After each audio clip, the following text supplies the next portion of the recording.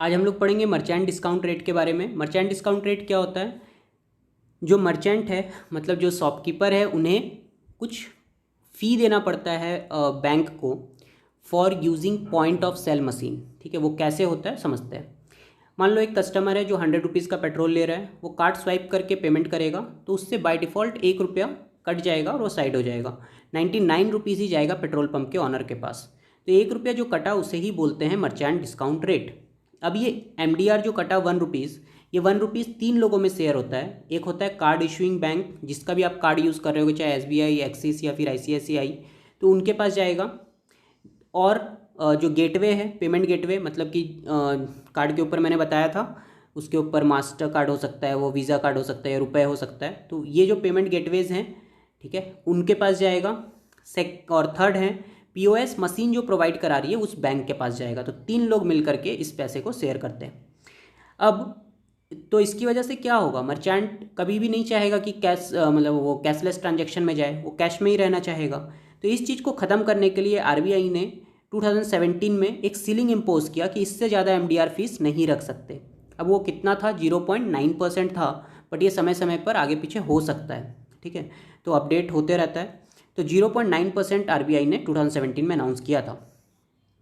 1 जनवरी 2018 में ministry of electronics and information technology ने क्या बोला कि जितने भी ट्रांजैक्शन 2000 से नीचे होंगे, मतलब 2000 से कम के होंगे, और अगर डेबिट कार्ड से वो पेमेंट हो रहे होंगे, ठीक है, तो उस पर कोई भी MDR चार्ज नहीं किया जाएगा। और जो उसका कॉस्ट है वो कौन बियर करेगा?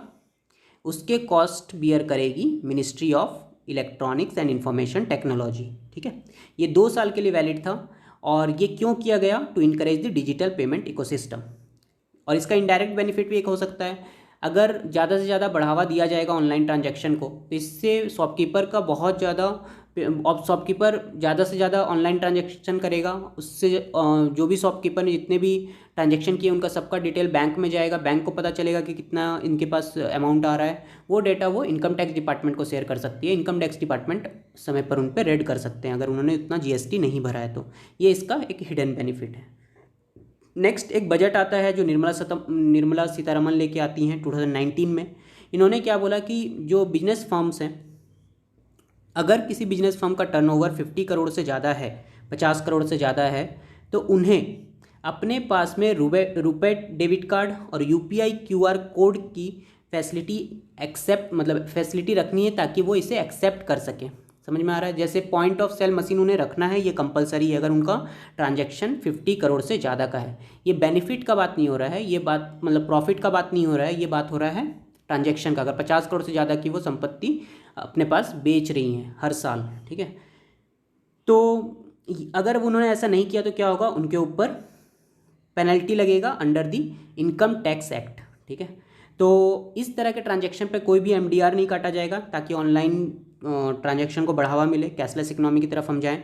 और RBI और बैंक्स जो है वो इसके कॉस्ट को एब्जॉर्ब करेंगी, क्योंकि वीज़ा कार्ड और जो ये मास्टर कार्ड हैं ये सब तो फ्री में नहीं मानेंगे।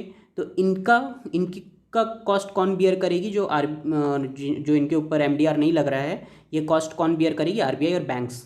और क्यों बियर करेंगी? क्योंकि उन्हें अब कैश हैंडल नहीं करना पड़ रहा है, नोट नहीं छापने पड़ रहे इसकी वजह से। तो ये इसकी वजह, इस चीज़ को हम एक कानून में डालने के लिए payment and settlement system act 2007 को भी अमेंड किया गया था फॉर दिस रीज़न। ओके, तो थैंक यू।